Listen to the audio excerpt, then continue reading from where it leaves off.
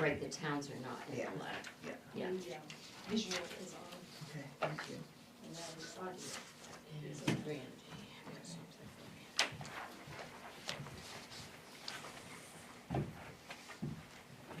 What was it training on, Josh?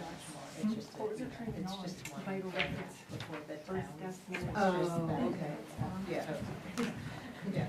It actually wasn't bad, there's loads of. And the other stuff is in the letter. That's. That's the very one. here. Yeah. Yeah. First paragraph. Yeah, he went, This is the first one I went to was stuff. Is this That one? was cleaned up, but then the second one they went off. Are those the other towns who have got the award? Yeah. I did mention it I'm going before, to you make said. it. Give me one. Yeah, right?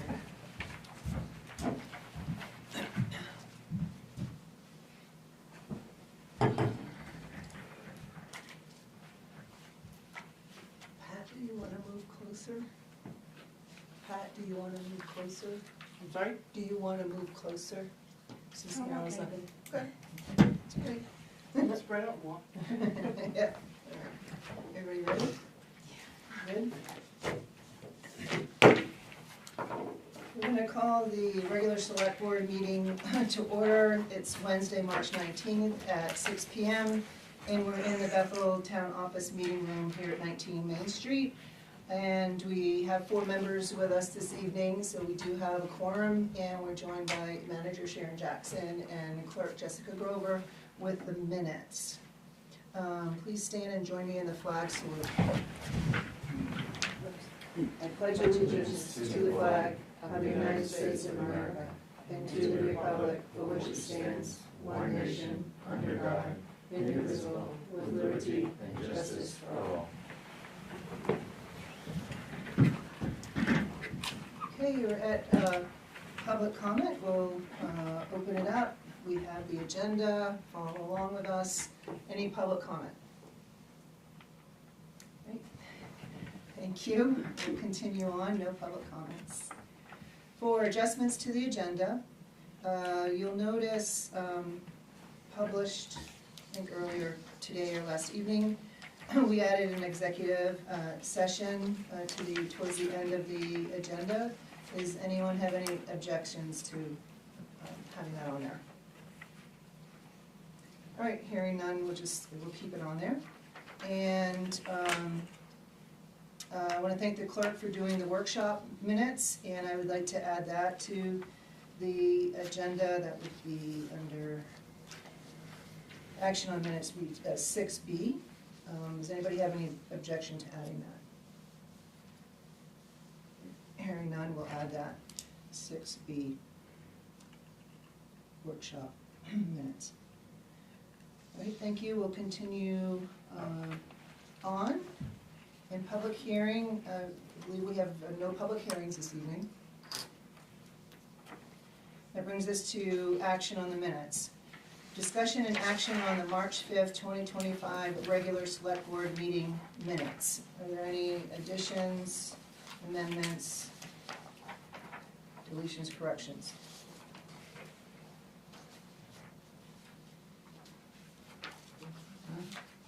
I just had one, under the public hearing at the bottom of the first page, middle of the paragraph.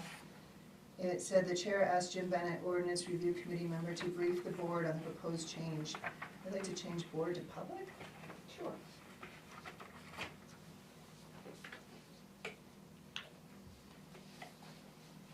If there are no other amendments, I'd accept a motion to approve. I make a motion to approve the minutes from. Second. Okay, all those in favor? And the motion carries unanimous. Thank you. Brings us to 10B, the new addition to discussion and action on the February 19th workshop, select board workshop minutes. Any amendments to this?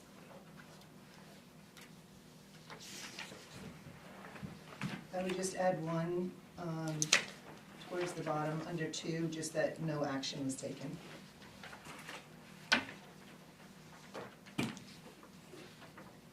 Anybody have anything else? Not entertain a motion to approve these minutes? I make a motion that we approve the Select Board Workshop minutes from February 19th. Second? Thank you. And thank you, Jessica, for doing those. All those in favor? Great. Motion passes unanimous. Thank you. And that has next, acceptance of grants, donations, reimbursements, and/or sales of materials, and I believe there's none. And that brings us to town manager report. Sharon? So I've given you a copy of the Public Works Department February report, also the wastewater treatment plant report, and minutes from Oxford County Commissioners meeting for February 18th and March 6th. Also I've given you the tax assessments for all the municipal allocations that I received from the county. You'll see that this year, Bethel's tax assessment is going to go over $1 million. It's a $230,000 increase from last year. So this year, we will pay the county $1,241,274. And then also they sent a copy of the 2025 Oxford County budget. So that is for your information as well. Thank you. You good? I am. Okay. Does anybody have any questions? Sharon? All right. I do, I'm sorry. Going back to the sales of materials, have we not sold any of the items that we had for sale?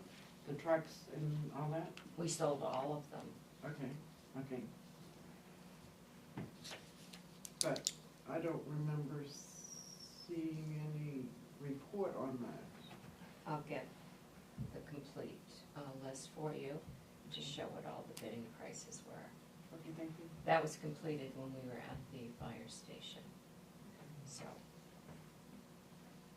thank you for bringing that up.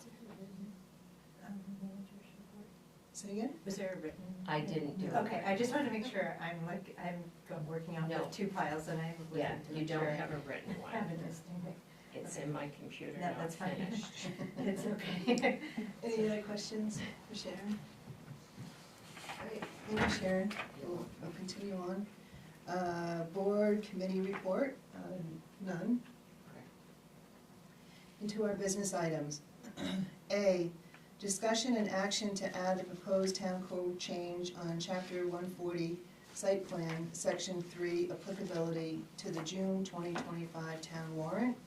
And you had, what that proposed change was in your packet. We've supported pushing it through the path for a town meeting, and we held public hearing as the code asks us to. Any discussion?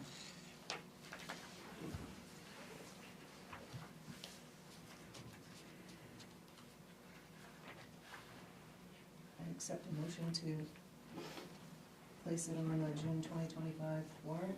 So I'll make a motion that we accept the proposed town code change on chapter 140, section 3 at the June 2025 town warrant. Second? Did you have a comment in addition to that? Do you want one? It sounded like you started to say something. No, I don't. No. All right. All right. Hearing no further comments, all those in favor? Right, and the motion passes unanimous.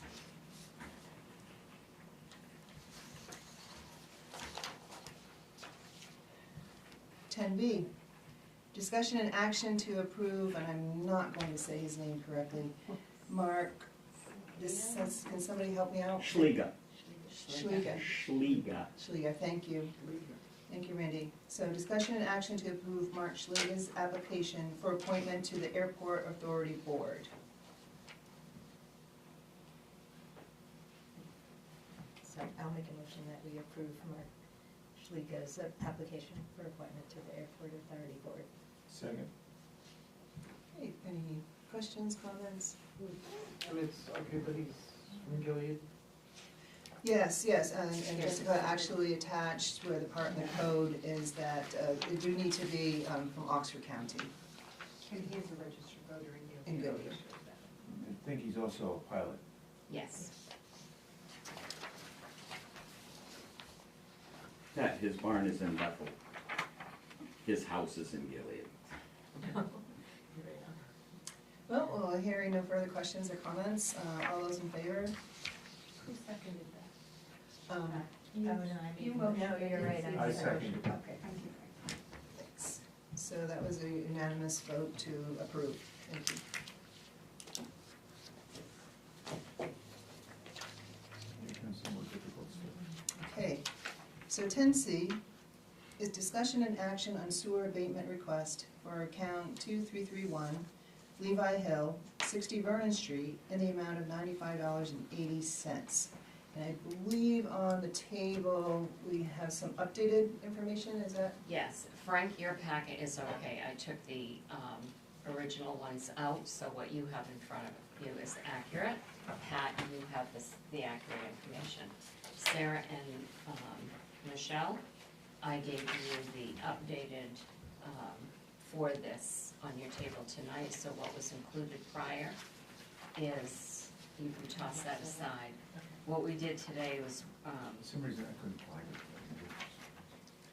It's on Okay, letterhead. here you go, I got it, very good, thank Okay. you.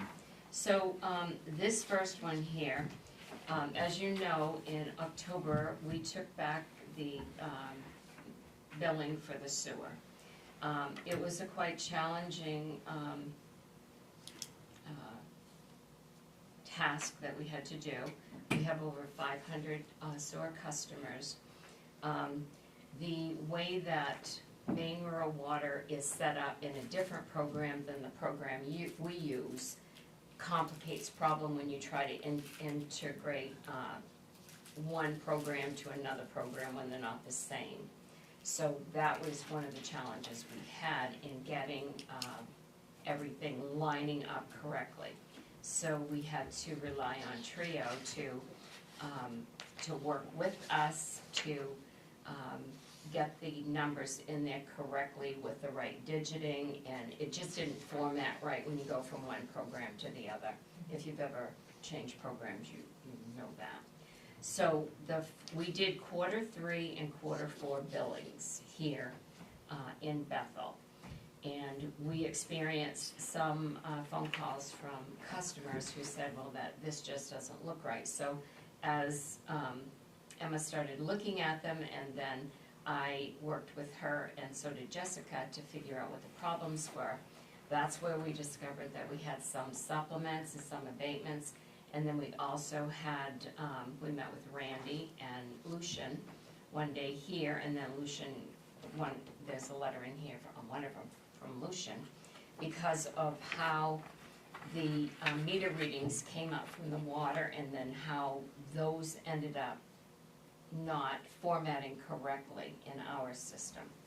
So on this one here, with this particular one for 9580, we noticed this, Emma actually noticed this when we were going through the Q3, and his billing was incorrect because of the consumption. So if you notice in this request, it's being asked because he was actually charged $305.80, and because of the consumption number being wrong, and he should have only been charged the $210. So the difference is the $95.80. So this account needs to be abated for the $95.80 because of the overbilling, because of the way the consumption numbers were entered in there. Are the consumption numbers, like the 494 and the 12, or is that gallons, or Yeah, because it's not.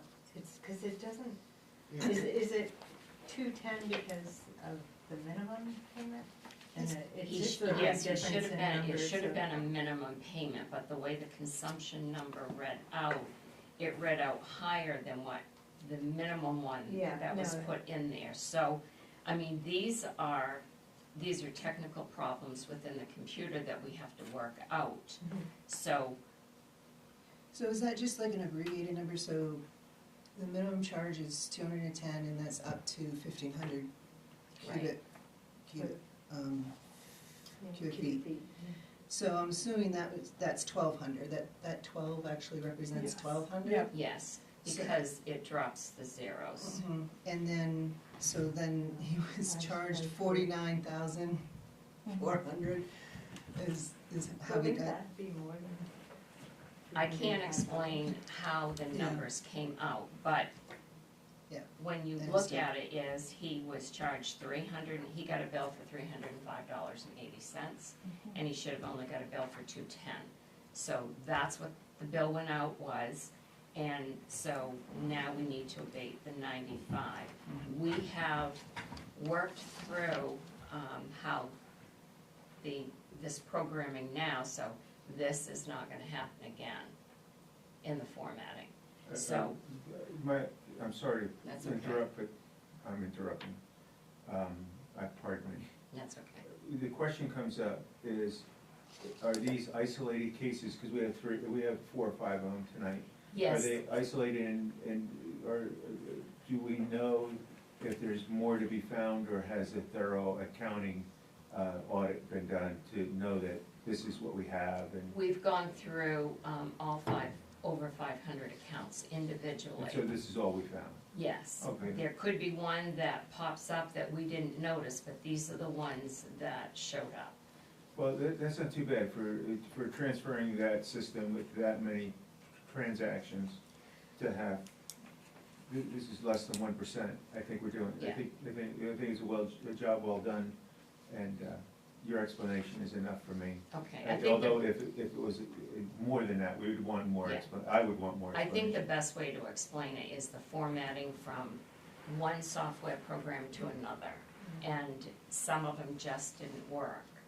And two zeros were taken off on this end, and then we had to add 2 zeros to another section on this end to fix. This is not bad to have this few issues for that task, so. So that's what the situation is on this one. so thank you for that. I do appreciate seeing the documentation, because it shows that he was billed. And the only other question, I assumed he realize it himself? Did you contact him, or? I realized it, I came across it, and I reached out to him and let him know. Okay, great, thanks. Is that the case with all of these, so we don't have to ask each time? No, Not all of them, some of them, the customer realized it and brought it to our attention, I think actually, the next ones are. yeah. Okay. I don't think You much said matters. there's billing on that first one? In your packet, the one in my packet showed, what was actually billed. It doesn't give the, Is that on the old package? Yeah, The old package. yeah. So I do appreciate seeing the documentation, thank you. And the only other, just not to hold, but don't wanna hold anything up, but just to get on the same page, it threw me off a little bit, like Q3 and Q4, there's references throughout these documents. And then I realized that was going by the calendar year. Yeah. And the sewer billing year goes, with the municipality, goes July 1st to June 30th. So, for me, I translate it back to Q2 and. But it's not. And, You have to think of it in the other terms, when you look at sewer and water. well, water might, but we've always looked at it July, its fiscal year is July 1 to June 30th, so Q1 would be July to August, and then Q2. Right, but it's still based on a calendar year quarter billing, even though we are a fiscal year, the quarters stay the same as a calendar year. So it's Something got changed. third The quarter third is and always fourth. September to Yes, that is the third quarter, October, Yeah, and we just, August to October. Yeah. right, so it's just a different way, we hadn't done that, but I think between the water billing and main rural water, because I think main rural water went on calendar year and not municipal year. But that was just, it's a translation thing, and just as long as everybody understands Okay. that that's not the fiscal year for the sewer. It's the calendar year, as how, I'm going to assume how the water gives us that information. We get the meter readings from the water district, so we follow the same quarters that they follow. Right, and that's where the change came when it changed up, Yeah, because we going don't to have, different hands. we don't have our own meter readings. Right, And we always got them from the water district. right. But we had the quarters, I mean, I don't believe it, I don't wanna hold anything up. We always had the quarters start with the municipal year, whenever we got them, but things have changed, so, and the water does it different, so. All right, any other questions? Is there a motion? So, sorry, on the bill, this part with the numbers, it doesn't have the amount of water used, is that correct? A No, year? all you see need, is the amount. the that only were thing that charged. you have to look at is the abatement that needs to be signed, and it shows the amount on it. It's not gonna show the water usage or anything like that. Those are all in-house, that come up on the bill. But it's not, that information, the bill is not gonna show here, it's just the abatement that, it has the reason, just like with, real estate, it has the reason for the abatement, and, which this shows that. And I know you haven't done this in probably 2 years since, Maine Rural Water took over the sewer billing. Yeah, we used to have them, and they used to be infrequent, because since the sewer bill is based on the water consumption, is usually we would get a trigger from the superintendent from the water district, you know, somebody either had a broken pipe or they had a drip, and what our path was back then, when we had those one-offs for repair, is that the water district would provide the supporting documents, and we would give a one-time abatement if somebody had some sort of repair necessary. But these are totally These are different. totally Totally different different, abatements, yeah. because they have nothing to do with any of that. These are all clerical. I'll make a motion that we approve the 9580 for Levi Hill abatements on 60 Vernon Street. Second. Any other questions, comments? All those in favor? And the motion passes unanimous. Okay, we continue on with 10D, which is discussion and action on sewer abatement request for account 19010, Tim and Salvi Lampin, 45 Ridge Road, in the amount of $225.50. So the Latmans, they requested the abatement. They contacted Emma on this. So this was looked at by the three of us, and they were charged for Q3, but they're not connected to the sewer. So this is one of the ones that, when we had the information put in our system, they paid this, and they paid it to us, so we will issue them a refund check for the $225.20. But they do not have sewer, and they were issued a sewer bill.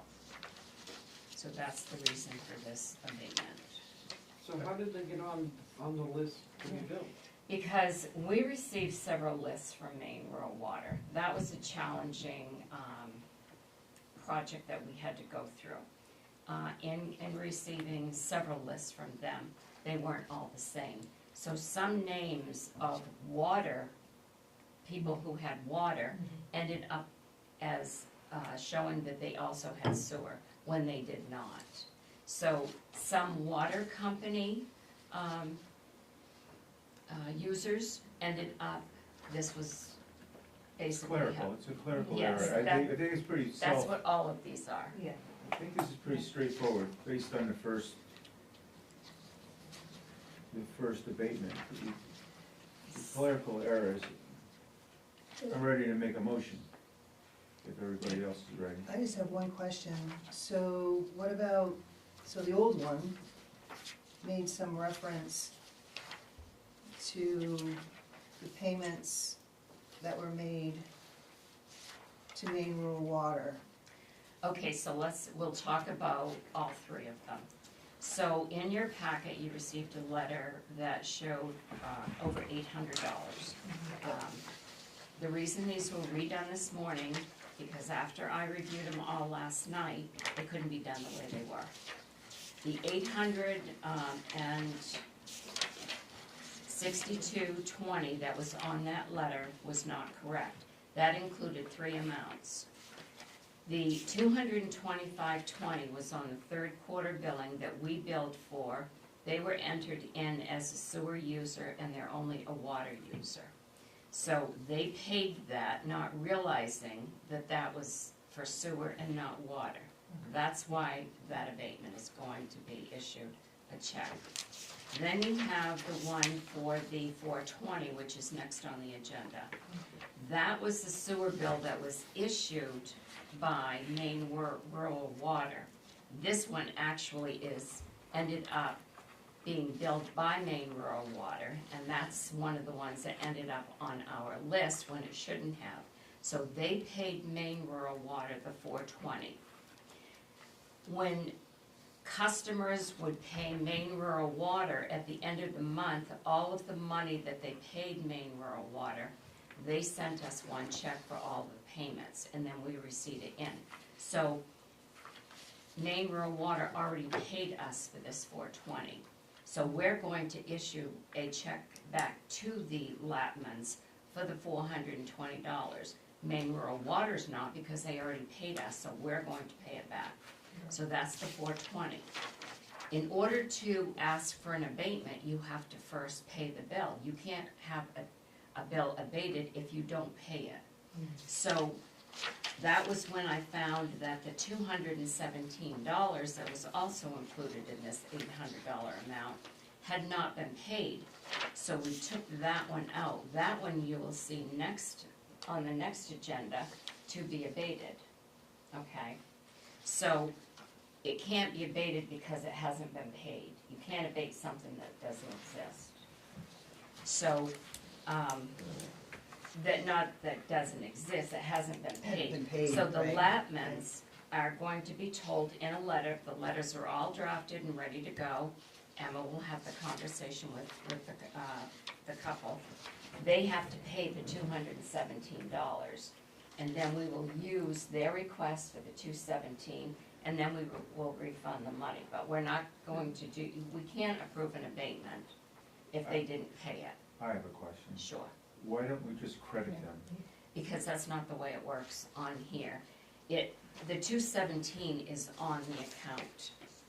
So, We're gonna ask somebody to pay a bill that they don't actually owe so that we can return their money after the fact?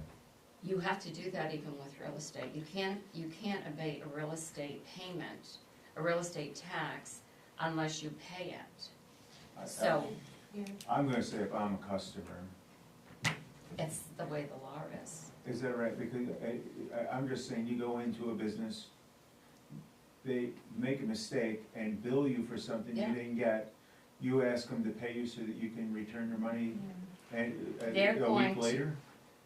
It just doesn't make any sense to me. Well, But that's how it has to be voted on, and that's how it has to be I'm done. gonna vote for it, but it just doesn't make So, any sense. Well, no, I'm gonna vote for it because I you would tell me I probably have to. agree, but they're gonna be getting 2 refund checks back.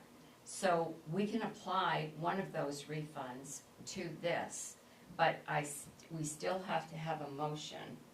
And that one will be done at the next warrant, at the next, meeting. All these people are agreeable to that? Of Yes. paying for something to get it abated back to them? So this is the only one like this on the 217. Okay. So Are they comfortable with that? I don't know if she's actually talked to them to No, I explain this, haven't but yet. the abatement, we can't do the abatement until the next meeting, because I can't have you abate something that That hasn't been paid. hasn't been paid Can yet. the invoice or be All canceled? I, Like, can the charge just be canceled? no, so it's that not it- gonna be canceled. So it's like real estate it's like the real estate taxes, that it's all it's regulated and timed, and once that bill goes out, I think that's the only way I can equate it to, is it's, when you give abatements, this is how I will it's say this, done. we have to be really careful doing this. We can As credit, as an entity, as a town is an entity, and as an entity, I mean, Jesus, I would never ask somebody to pay something, so so to return the money. let me put it this way, they're getting a refund on 2 other abatements, okay? So we can credit that 217 after this is abated, so that they don't actually have to pay it. But what I'm trying to say is, we can't approve an abatement unless it's been paid. So one of the 217 from the credit they're going to be given can be credited, and then- right, and then we can Oh, approve so it. they wouldn't actually have to write another check? No, Oh, we will take it, okay. this is Okay. kind of, I don't think you understand how these things go. These are all in-house, this is the way things are done clerically and done. And it's not, we know how to do how it has to be done on the books to show that it's accurate. I need you to trust when we tell you that this has been found and it's been corrected. And we will make sure that it's properly documented the way it's supposed to. But on this one, you can't be asked to prove an abatement on the 217 until the next meeting. So therefore, I can't do step 2 until step 1 is done. But after the next meeting, all 3 of these will be corrected.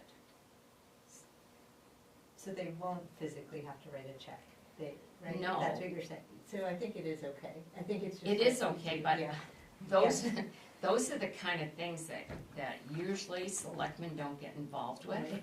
because that's really not what you do. I'm sorry. Yeah, no, but It's just the way it is. It's an abatement, that's why it comes here, so it doesn't intuitively, right, but that's how abatements work, until you pay for it, yeah, so, I understand. yeah. And And I I'm good. Yeah. I'm good. If you guys, I'm good. I'm good. I'm ready to vote. And I thank you for doing the further review of finding this, to do it, to break it out like this, because we wouldn't have known otherwise about And the this is 217. probably the most confusing one. Yeah, that I did circle the Yeah. number. I was like, where is that? Yeah, okay, I mean, I understand, okay. 220 was paid to Maine Rural Rural Water. Water because they, They built it. right, and they built it because of the water that the, No, they billed the 420 to the customer in error. oh, it started that there, okay. Yeah, Yes. 2 quarters worth, Yeah. two 210s, and then it carried into the 3rd quarter and into the 4th quarter, but Got it. we'll catch the 4th quarter. But we now have the money, that's why we issue the check, so. And so once 217, there'll be no further for the next quarter, okay. All right, I think we have a motion on the table, right? Did you move it? If I didn't, I will. Did you move it? He said he was going to. Okay. Okay. We just need a second. Can we lump it Can we together, lump or it? it has to be Yeah. separate? The amount, can the amount be lumped together? You No. can do them separately. Do them separate. Yeah, Yeah. so we're on D, so I'll make a motion that we execute the abatement for account number 19010 in the amount of $225.50. We have a motion No, sorry. and a second. Any other questions? All those in favor? Okay, the motion carries unanimous. Brings us to 10E, which is discussion and action on sewer abatement request for account 19010, Tim and Selby Lampman, 45 Ridge Road, in the amount of $420. I make a motion that we approve the sewer abatement request on account 19010 for Tim and Selby Lampman on 45 Ridge Road in the amount of $420. Second. Are there any further questions on this one? Hearing none, all those in favor? And the motion passes unanimous.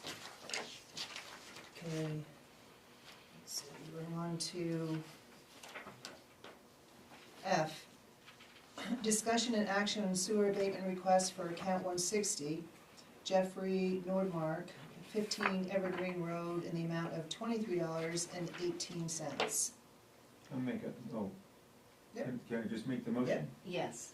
Okay, so I'd like to make the motion for an abatement for account 160 in the amount of $23.18. Second. Do you want me to explain this one? Yeah, that'd be So great. this one, all four are different. So he requested the abatement on the, Emma is requesting the abatement on behalf of Jeff, just like she did with Levi, because it was discovered that he was billed $221.60 for quarter three and $221.58 for quarter four, but it should have been the minimum billing for each. So the difference between the 210 and each of those in quarters 3 and 4 totaled the $23.18. So the abatement is to give him back the difference from paying the $221.60 and the $221.58, and it should have been $210 on each of them. And this was a meter problem rather than Yes. the transfer of data? Yes, they were all different issues. Great, thank you, thank you for putting down what he paid, that was what I was missing in there. Any other questions or comments? All right, hearing none, all those in favor? And the motion passes unanimous. Thank you, we're on to supplemental portion. So 10G, discussion and action on 211 supplemental sewer bills in the amount of $143,391.60 for 2024 Q3 and Q4. Sharon, I'll pass it over to you. Okay, so this one is quite a bit different. You've been given a list of 211 accounts. It shows the quarter, whether it was on quarter 3 or quarter 4, the name, the account number, the street location, and the amount of the supplemental charge. Now, with these, what we discovered in those 2 quarters was that, and this is the one that Lucian and Randy came over and went over with us. When we inputted all of the bills, all of the information into Trio, Trio actually entered the information for us. And on the program that Maine Rural Water has, they had to add 2 zeros, and we had to take them out to get the formatting correctly. So that's what we did. But then we had to do something on the other end that we weren't aware of until this. This came to our attentions when we started getting some calls, and people said, well, my bill's usually a lot higher than that. So over 500 and something accounts went through individually. And we had one customer come, she was for a business, and she received a bill for the 210, the minimum charge, which was several $1,000s less than what it normally is. So that's when Emma really started going through these, and then Jess worked with her, and then I got involved, and so every single account was done manually, not through the computer. It was done manually with the meter readings to make sure, and charged accordingly to make sure that we knew what each bill should have been.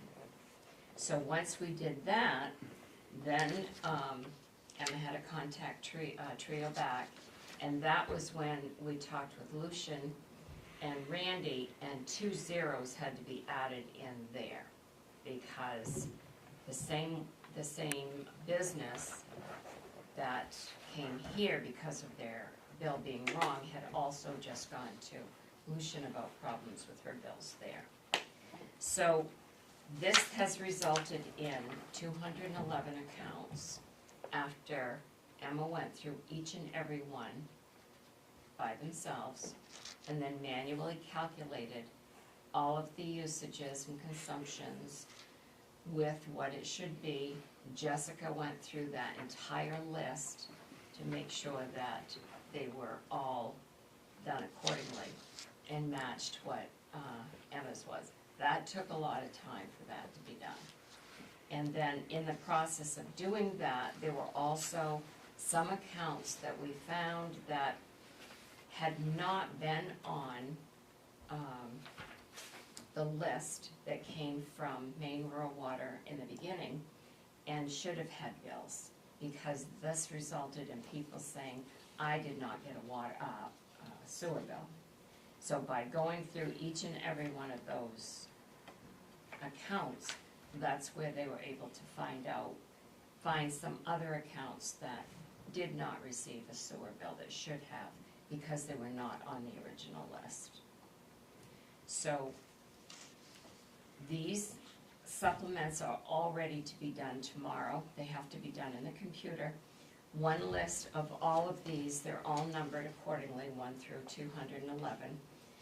Tomorrow Emma will enter all of these in to issue the actual supplemental bill that will be mailed to everyone on this list with a letter explaining what happened.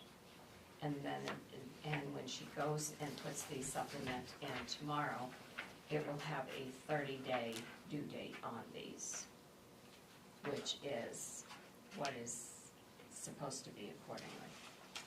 Questions? Yes. The last page of the whole page is $210, but the flat rate amount is all different. So on that one, the flat rate just means that they don't have water. So if a customer doesn't have water, we bill them based off the minimum amount, which is $210. That makes sense. And some of them do have water, so the flat rate of 210 is up to 1,500 cubic feet of water. So all of these are under the 15. There's 12, 7, 14, 12, 12, 7. So that the threshold is 1,500 cubic feet of water, 210. And also what you said. And see what it was doing, it was charging, we had to add the 2 because it wasn't charging, like it's 20 cents a cubic foot over the 1,500. And it wasn't charging the correct amount, which is why we had to add on that end of it 2 zeros to calculate it. So it looked like, and this is what Lucian explained, it looks like $20 being added instead of 20 cents to calculate it. And all of these, in addition to this being found, have all been now changed in the computer with all of the accounts, so that when Emma does the next billing, it will bill out accordingly. My only other question is that the health center is only paying $59. This is an addition. There- Are these This amounts is this is, that's not their total bill for the month. This amount here is in addition to what they were already Okay, billed. okay, thank you, It's a supplemental to what they were already billed. thank you. Okay. And some of those minimums were ones that were found that weren't billed coming from main rural water. Right. Yes, Yeah, that's why they Yes. had the 210. yes. So I wonder, I almost don't wanna ask the question, I wonder if main rural water billed them, we'll never know. Right? If we got these accounts from main rural water and they didn't bill them, had they not been billing them for the couple of years that they were providing the billing service? We don't know that. Yeah. I mean, there's really It's- no way for us yeah. to. It's a know that. rhetorical question Yeah. at this point, it's just a rhetorical question, Yeah. but, okay, and I just have one, 'cause I Wouldn't just, that show up in the revenues though? We would pick that up in the revenues. so if I understand it correctly, I don't wanna speak for Sharon, is, I think when it was part of the information that we were trying to get from Maine Rural Water, that they just gave us lump sums, we collected Right. this, we never had a breakout of what went to where, if I understand it correctly, I don't know, right? Wouldn't you be able to know that by taking the total volume and getting a calculation for the total volume and then revenue against the total volume? Intuitively. You would know that if there's a shortage there, that you'd be able to get a quick check on it. And that's probably Intuitively would. important, and right? that'd be probably important to know. Intuitively would, if we have an $800,000 sewer budget, you would think that every quarter we'd be collecting $200,000. And if you were way short of that, There's no guarantee, you don't have a guarantee of revenue based on consumption. What I'm saying is that the consumption and going the other way, if you understand what I'm saying, is what do you have the bill on? We know what we can bill on because we get that from the water department. So based on the factor of what we're billing, did we bill that out? And we can do that very easily. now we can. You can go back and do it too. You can do it, well, main world. I know, I hate to say that word Yeah. too. But you can make a point, you can go back and you can get, because you can create a budget, you can create, you can do that, I know you can do that, it's simple. We should do that. I mean, I'm suggesting we do that, so if we know that there's lost revenue, at least we can account for it, the lost revenue. We're not accounting for that. Or we should know, first, let me back up. We should know, we know that there's an issue, this issue now. So we ought to go back at least a year and 2 years back and just do that calculation of the total volume of water, what that total volume represents in revenue for sewer, and know what our total revenue should have been. And we should be able to cross-reference it through what was collected or what was billed. And see if there's a shortage, and then we have the answer to that. I understand what I'm trying to say. Did I say what I was, that you can understand what I'm trying to say? Yeah, and I guess I'm just saying again, intuitively, yeah, that's how you budget. right? Yes. That's how you That's budget. where it comes from, that's where those And- numbers come from. But I guess what I'm saying is, in order to be able to prove your actual to your budget, you need to know how many accounts you have, what their volume was, and if you sent them a bill or not. Yeah, that's it, And I believe, and I don't know if I'm speaking out of school, I believe that the accountability for those records are not to the standard we had hoped they would be I'm sure. during the past couple of years that Maine Rural Water has had our accounts. Is that out of line? No, I think that makes sense, and I think a start to do what you're looking at, what you're saying is, before we go back, we need to look at where we know we're going to be right now. Once we get this fixed, then we're going to be able to tell how much we're supposed to be taking in. Then we can look at what our revenue intake was prior years. Okay. But we need to establish this right here. I mean, when the bills were first sent out, I ran, from the numbers I had, I knew how much was going out in the bills.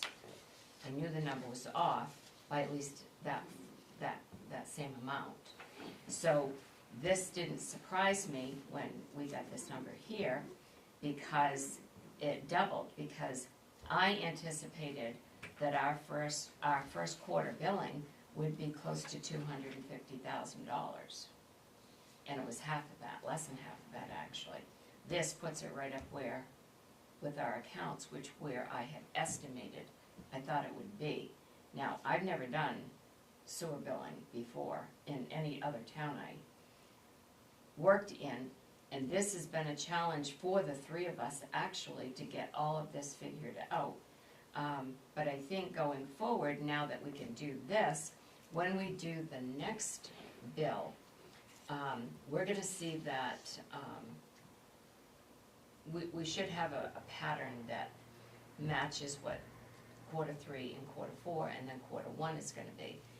Then we can start comparing those numbers to the previous year's quarters and see where we fall. I don't know where it's gonna be, but I think we do know that, I think we all agree, that some accounts may not have been billed, but they're being billed now. And we also found that some water accounts were being billed for sewer and shouldn't have been, so. Do these amounts include water or no? No, these are just sewer. Then I have a question.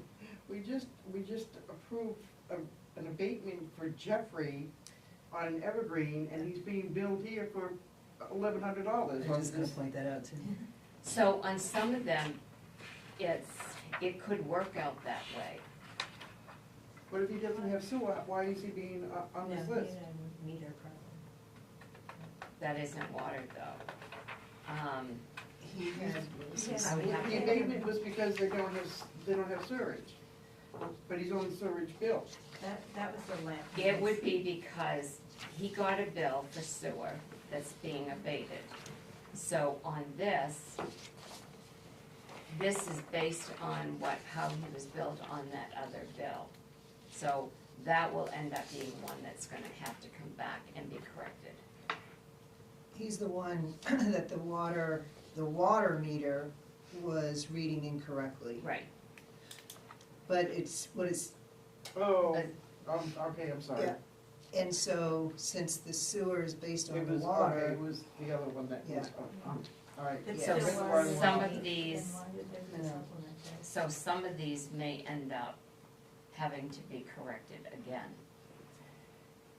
But it's based on what their reading was before, so that's why it's showing that it has to be, that the supplement is there. Okay. so All right. he was billed at slightly more than the base rate, Right. and he paid both of them. Mhm. So that's why he's getting that abatement, because he paid for both of them. But the water meter reading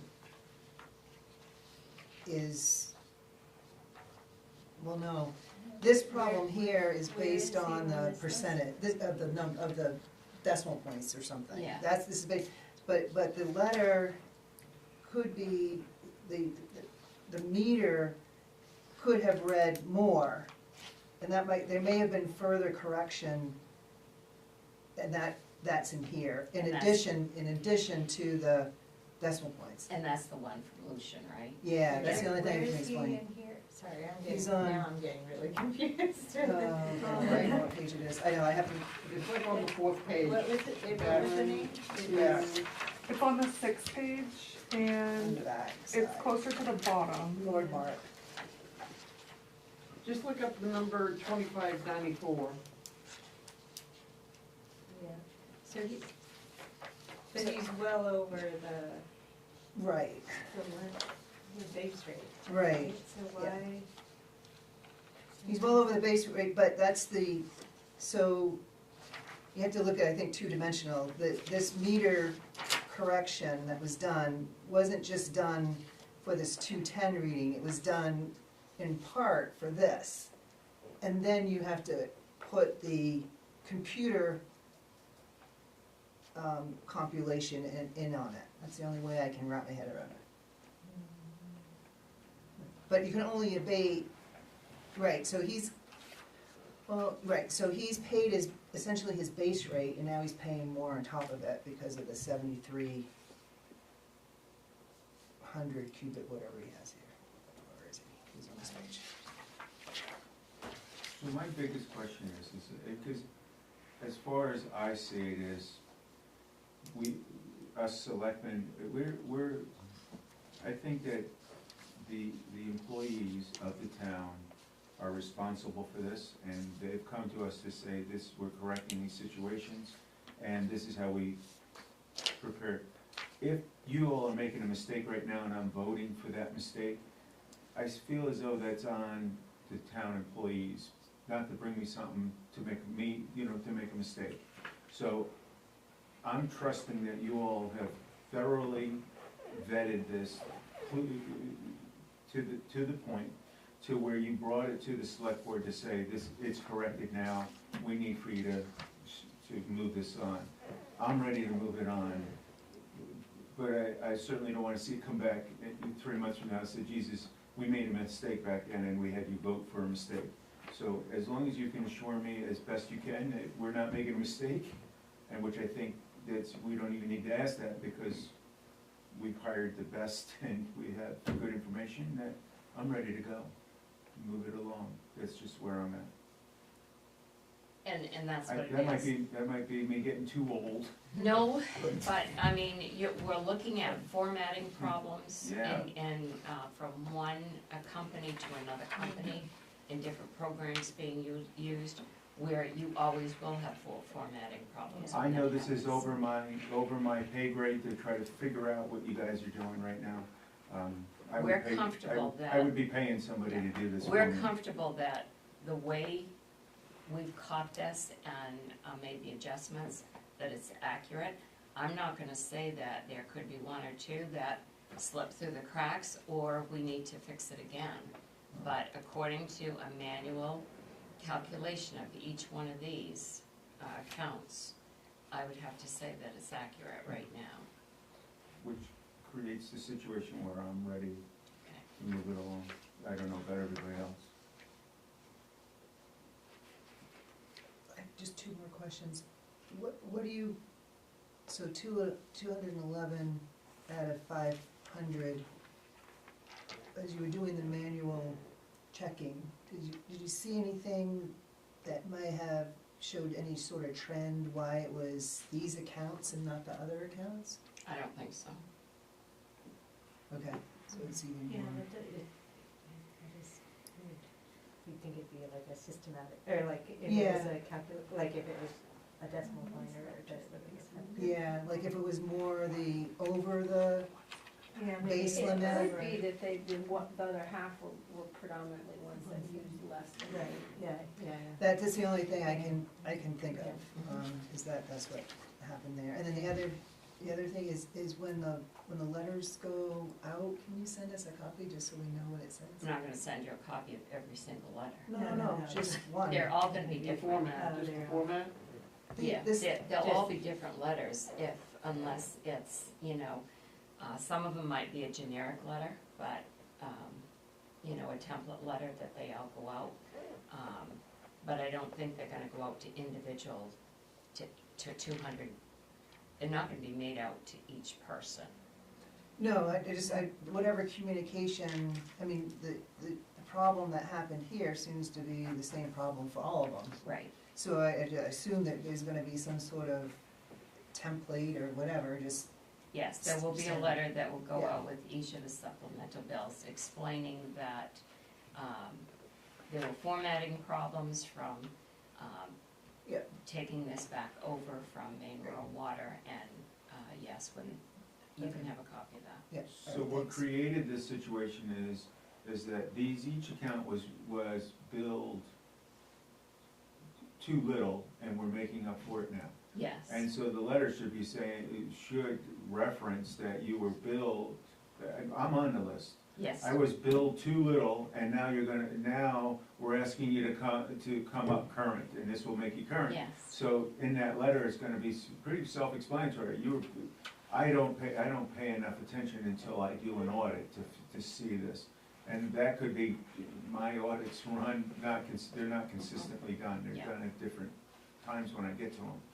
That when I would see that my sewer bill was 50% less than it was before. right, I kinda look at that and say, what did I do differently so I can get another, so I can keep it that way? But people know. Eventually, they figure it out. So that could be right in a letter that, obviously, you were gonna know this sooner or later that you paid too little, and now you're gonna, now we're gonna clean it up. I think it's pretty straightforward.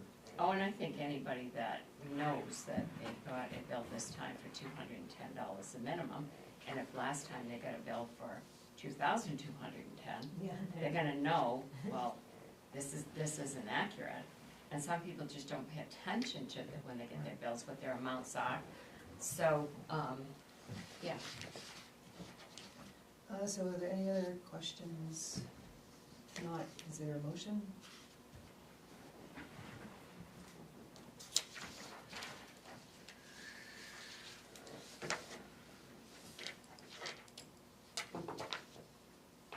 I'll make the motion, but I can't see it here, I don't, what letter are we on? It's on G. G. G?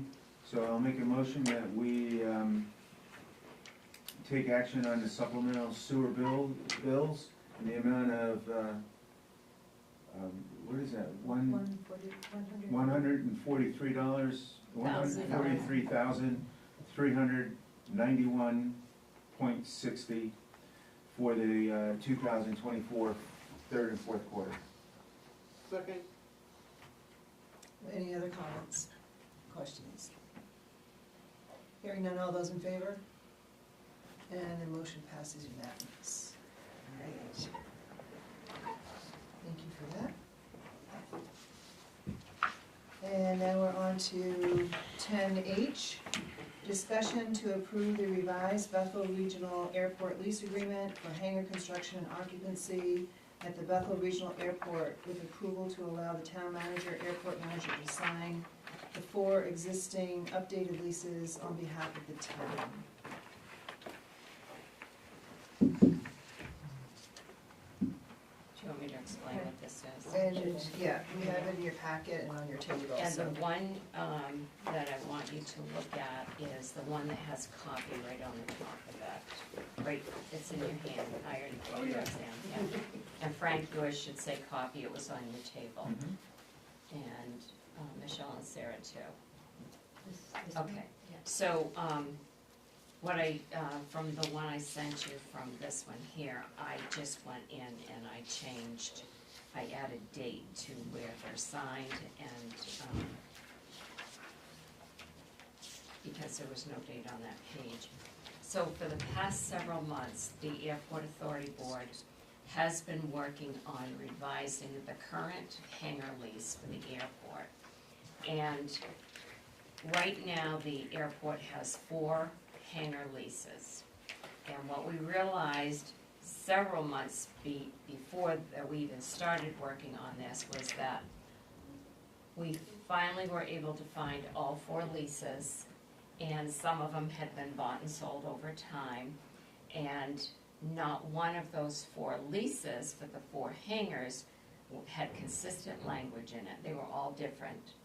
And every time somebody got a hangar, a lease was drafted up from wherever. So the the authority decided that the best thing to do was to make them all consistent. And so, this lease here has been worked on for quite a few months, and it has been, reviewed several times by the, attorney as things changed. And it was really, every meeting we had, we realized something else came up, so we had to change it. So, this is the lease. Right now, we have 4 individuals who have a hangar lease that is current. It hasn't expired. They've all agreed to sign this lease here that brings them now all consistent in how they pay. They're all gonna be paid on the same model. And it also, if you see the last page, it has Exhibit A. That shows how they're calculated when we charge them for their plowing. Because all 4 of them have paid a different plowing amount. And this here, what it does is, all 4 hangar owners are going to pay based on their cubic feet every year. And before, one of the leases never had to pay any plowing fee. The other 3, the larger of the 4, just was paying a percentage. We don't even know how some of the amounts that they were charged came into play. They've just been billed over and over again for the past many years. This way, they will all get a plowing bill every single year. They've been sent a letter that updates them on how their plowing is going to be billed every year. It also included information on their tax bill, how their tax bill, when it comes, how that's set. And then the third part of it was the plowing, and the third part of it is what they actually pay for a lease payment. So their lease is based on the cubic feet of their hangar. So, like I said, right now we have 4. These 4 individuals, and I just got an email from Mr. Murphy before I came in here and said, where's my lease? Because he's ready to sign this revised lease that's consistent with the other 3. And so, once you approve this lease template, this is going to be the only lease for hangars that will be given to future people who are going to have a hangar lease with us. It's not gonna be just drafted up. This is the only one that's gonna be used. And what I will do is I now add the individual 4 names to each one of these. I have to include their square footage, and I will tell them how much their lease payment is gonna be based on that, and those are gonna be fill-ins that I do in here, and I'll type that all in because I have the template. And then it will be emailed to them to sign, and then I will sign it. They've had leases for many years, and it just continues their lease. That's all this is for these 4. It's not a new lease for any of them. It's just a continuation of their lease, and they didn't have to agree to do this. Some of them will end up paying a little bit more, some a little bit less, but they're all okay because they know that everyone is being charged the same thing. With the airport projects that we're doing now, we will have future hangars once our projects are done. And those individuals who decide to build a hangar, and they build a hangar, they pay for the building of their hangar, and then they lease the space from us where the hangar is. They will get the same lease and have to sign on to it. So that's what that is. So we're asking you to approve this lease as written so that we can have the 4 individuals sign now on these, all it does is it continues their lease in the manner that it always has been. And I've been attending many of the airport meetings over the last year or so, and have seen the progress that they've made on this. And this has been, as it needs to be, vetted by the FAA, so it's had that. It's been vetted by the insurance, and it's also, like Sharon said, been vetted by the attorney.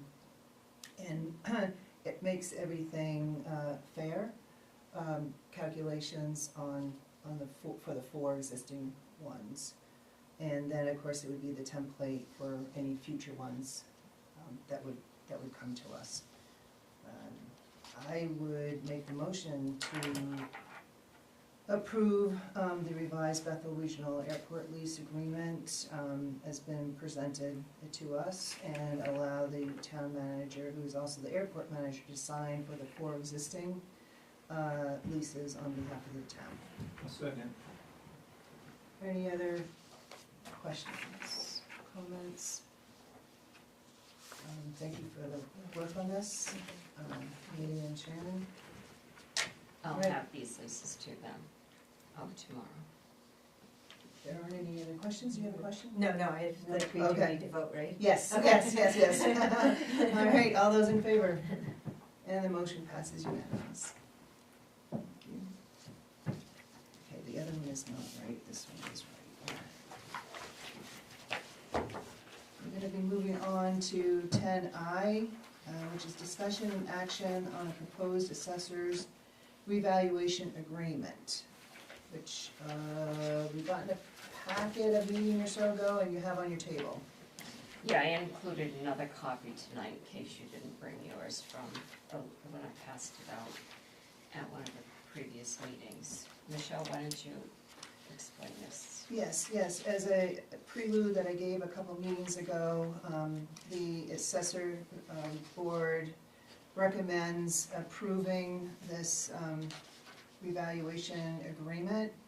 It is parceled into a 4-year project.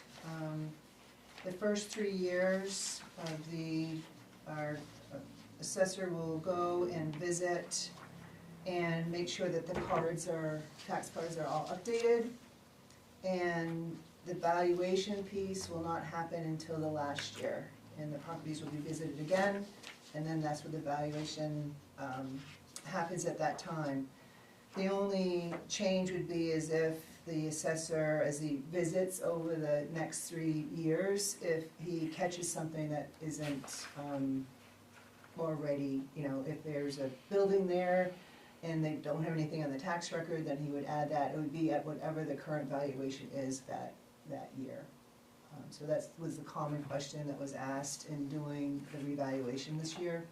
And the assessor actually recommended it. The assessors, the board, they had asked for 2 proposals, one in this breakdown format of 4 years, and one just doing it all at once.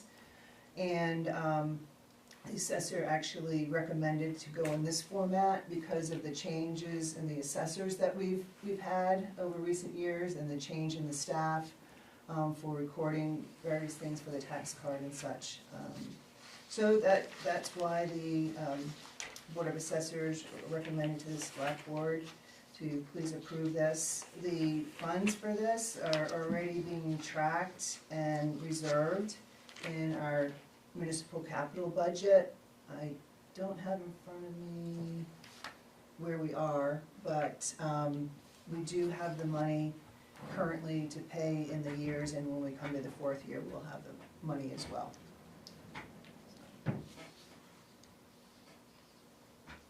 The only question that I have, I was going to send Rob an email, but he's away out of the country on vacation, is since he's been gone, we did receive the updated certified ratio declaration form.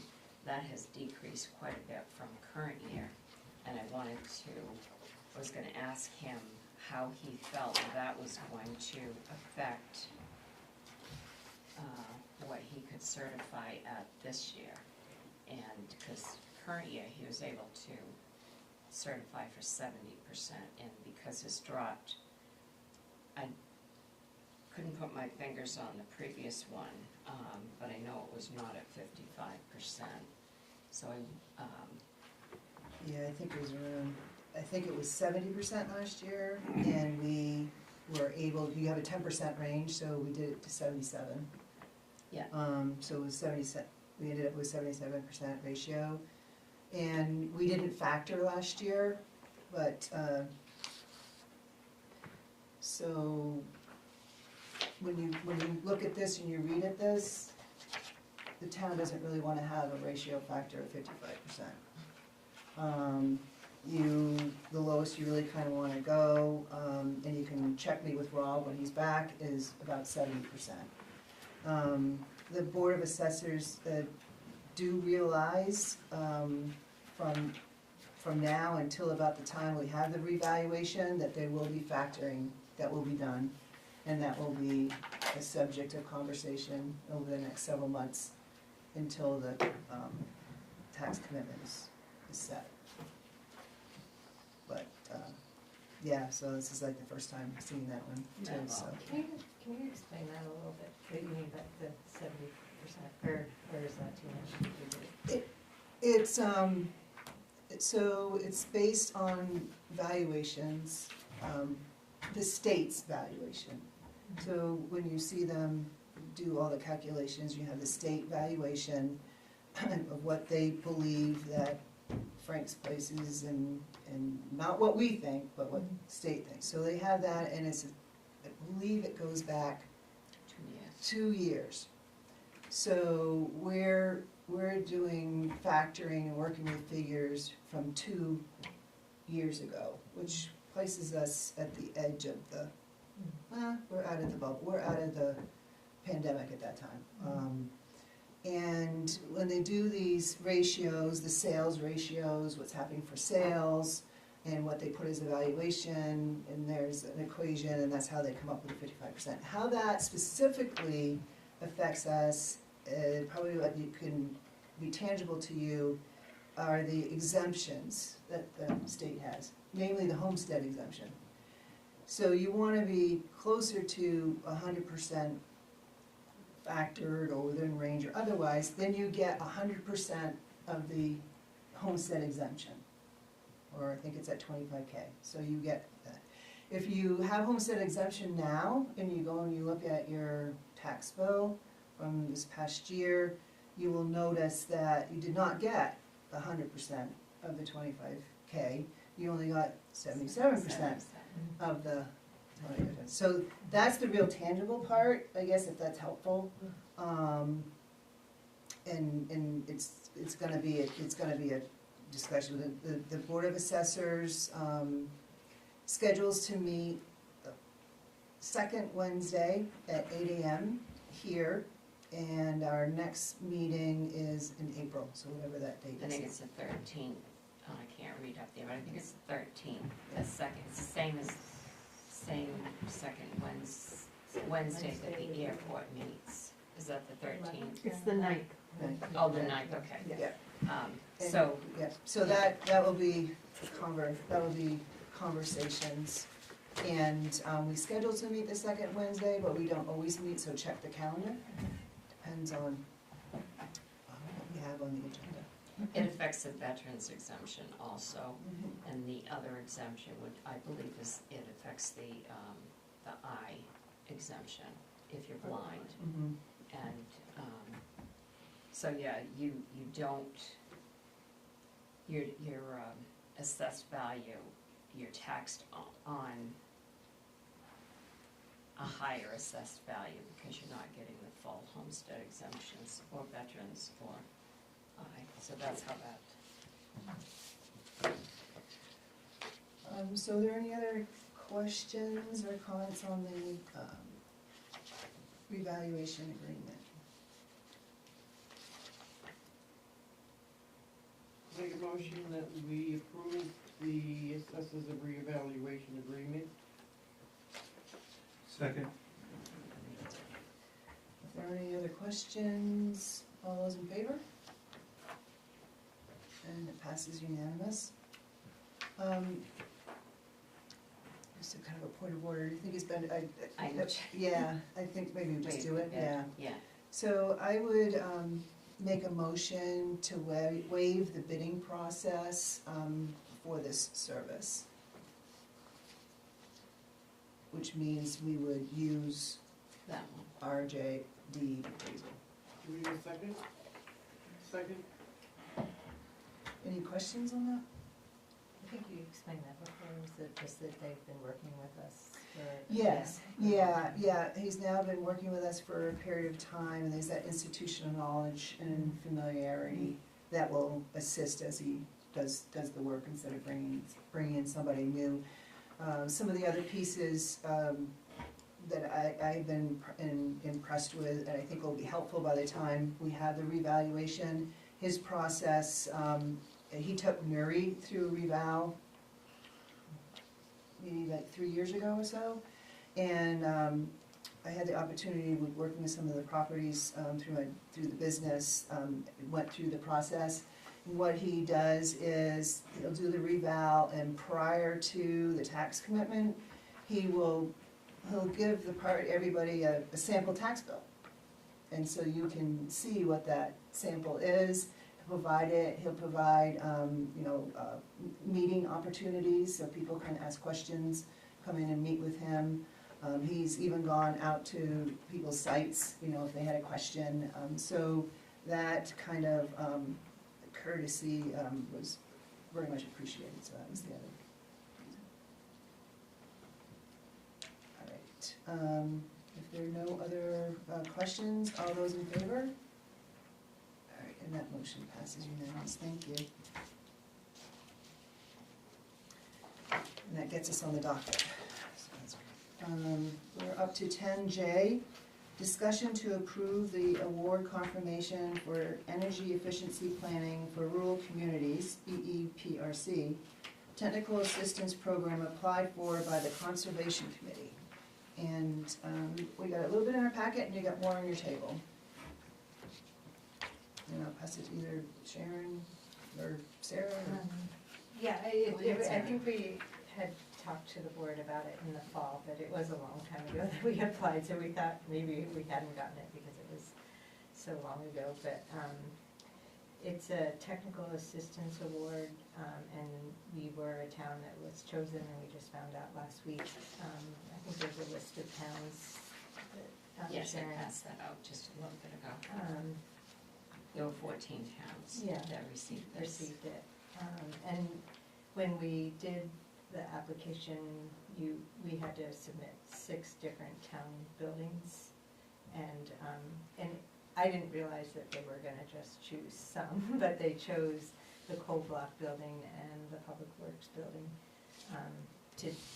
to apply the award to, and that, so a technical assistance, there's no money involved, it's just a person who will work with the town to do further energy audits and I think delve into things having to do with the use of energy in a more in-depth fashion, and then help with a plan of what to do, and maybe, I assume helping with suggesting grants that we can apply for to cover.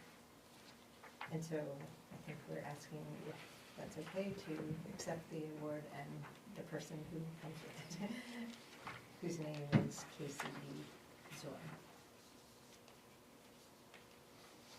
So Casey, the consultant, would work with a staff liaison, so have we identified that yet, or?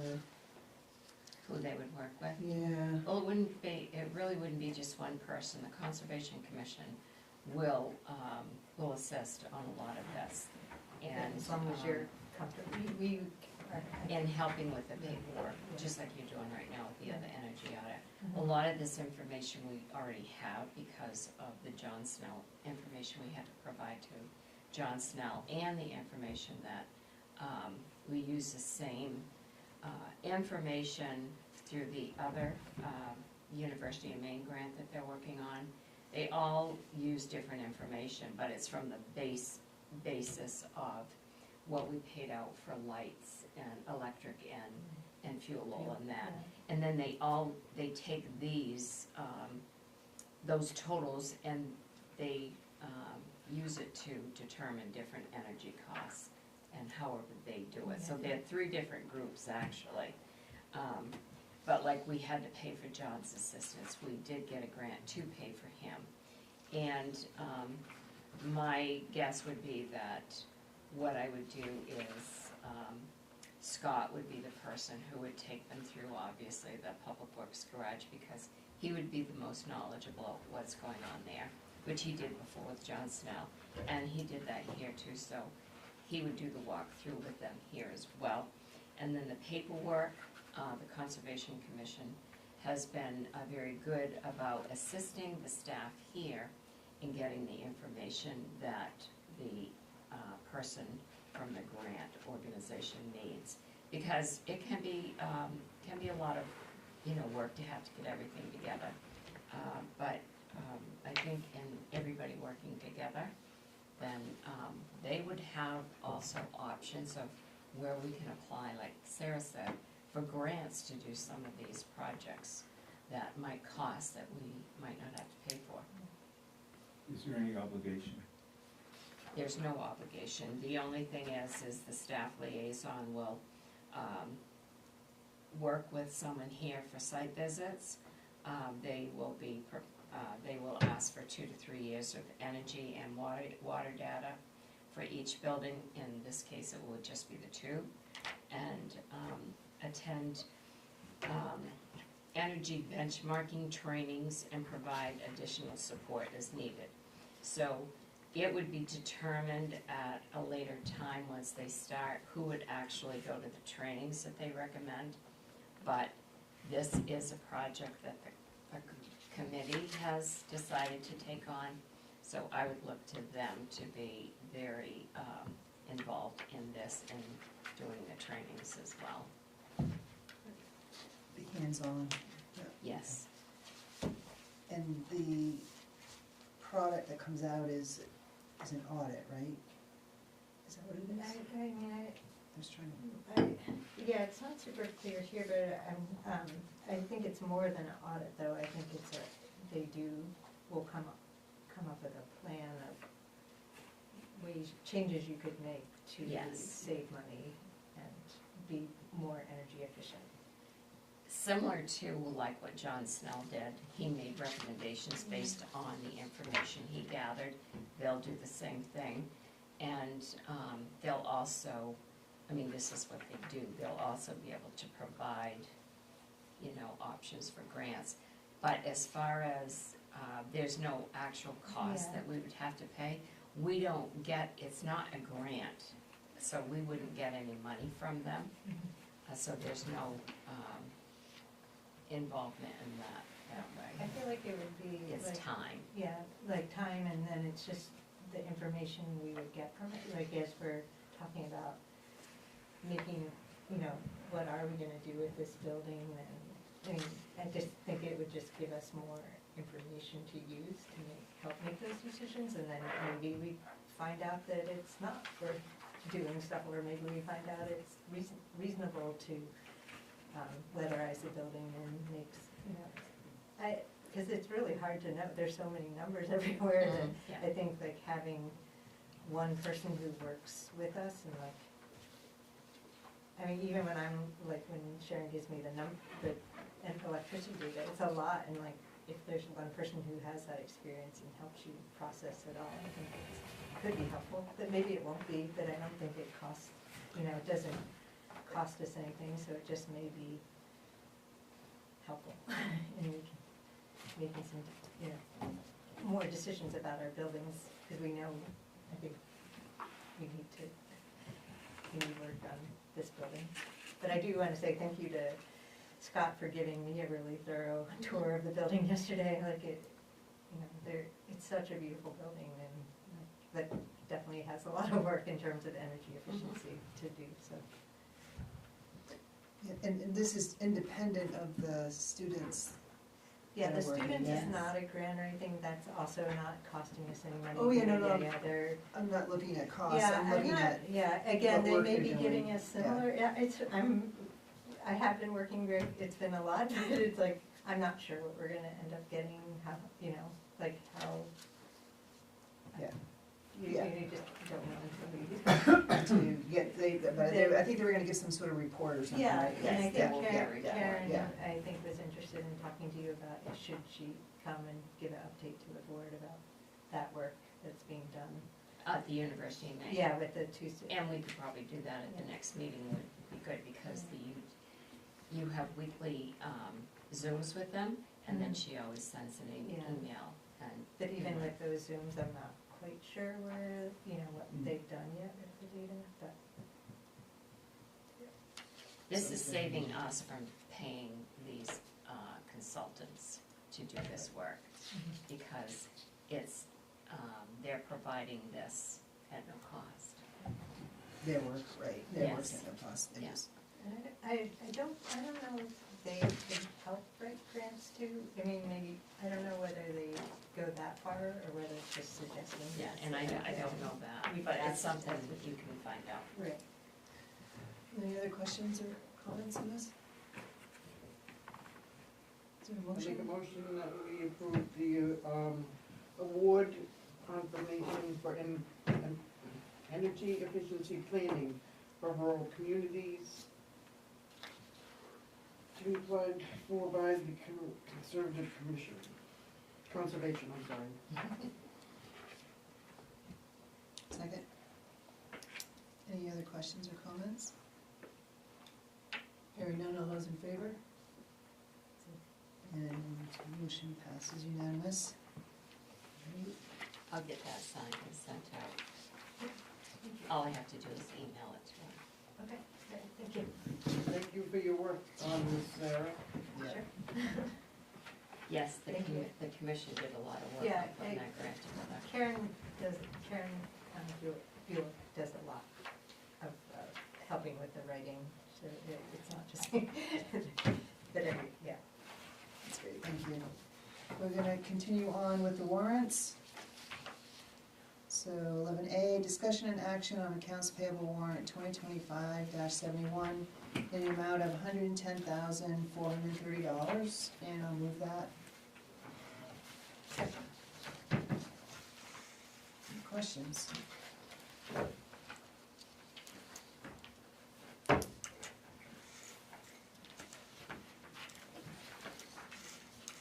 Alright, we don't have time.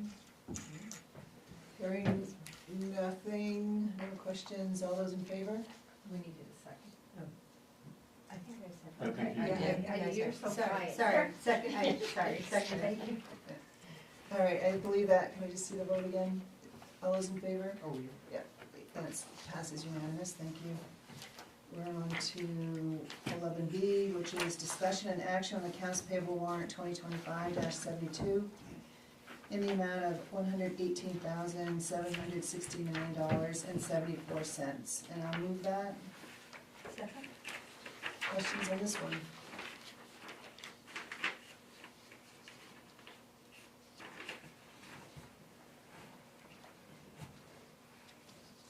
Great, hearing none, all those in favor? And the motion passes unanimous. And was there another? No, there wasn't any, but thank you for including the payroll warrant. And we carry on to select board items.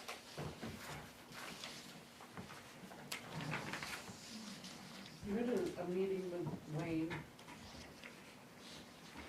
regarding the, Oh, Wade, Wade, Kavanaugh? yeah. Yes, he came over and, right now, he's not going to be doing anything.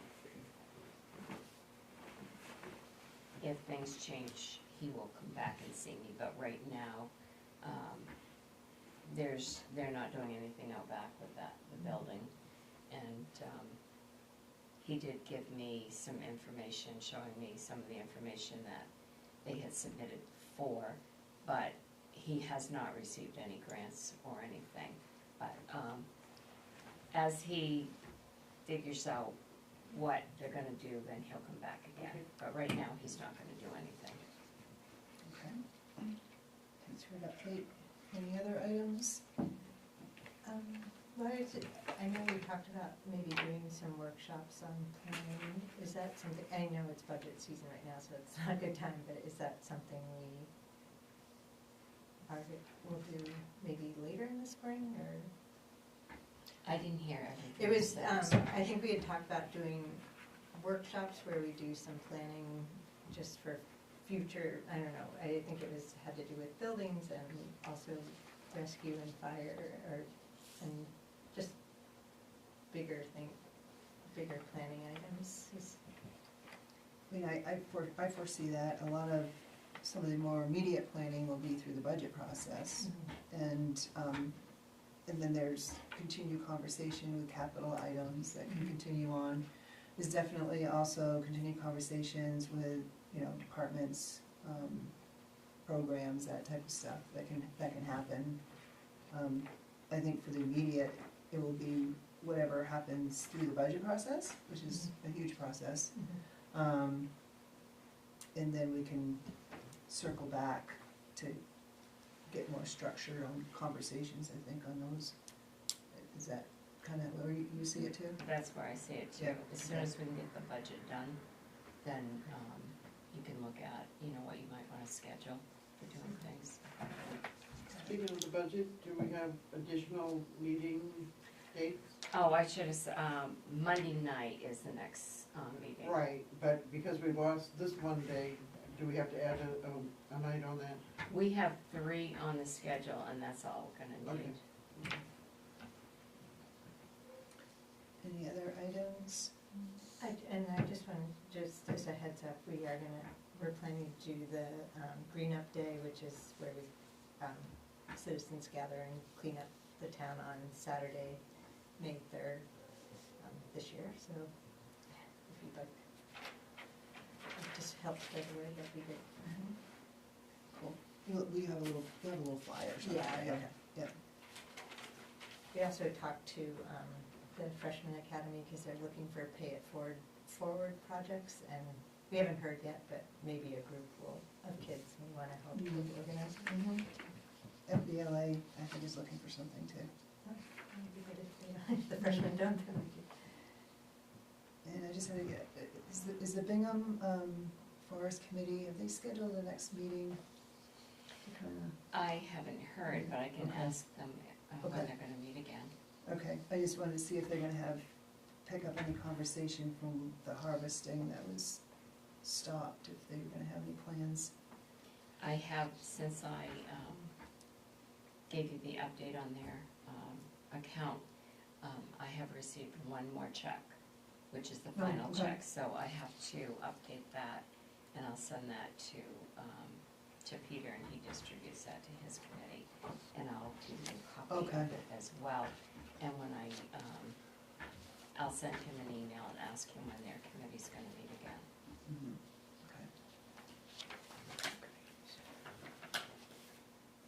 Okay. And then I wanted to thank you, I just wanted to thank you for the email that you had shared with us at the beginning of the month in regards to the rec department.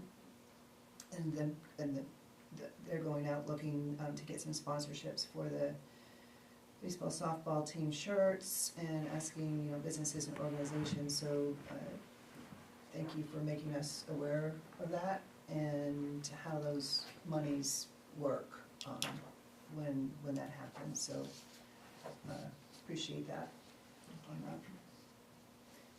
And anybody else have anything? All right, we're gonna move forward then, and that brings us to executive session. So I will make the motion,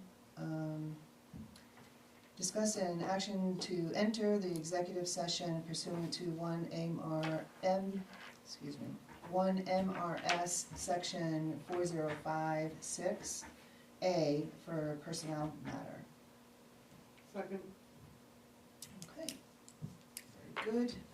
We will move into executive session at 7:39.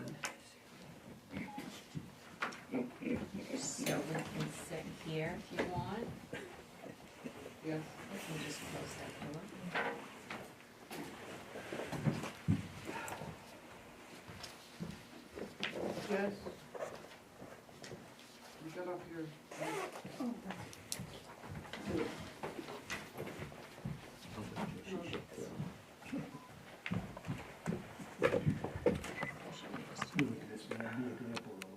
Stop. Take over there. If it says stop,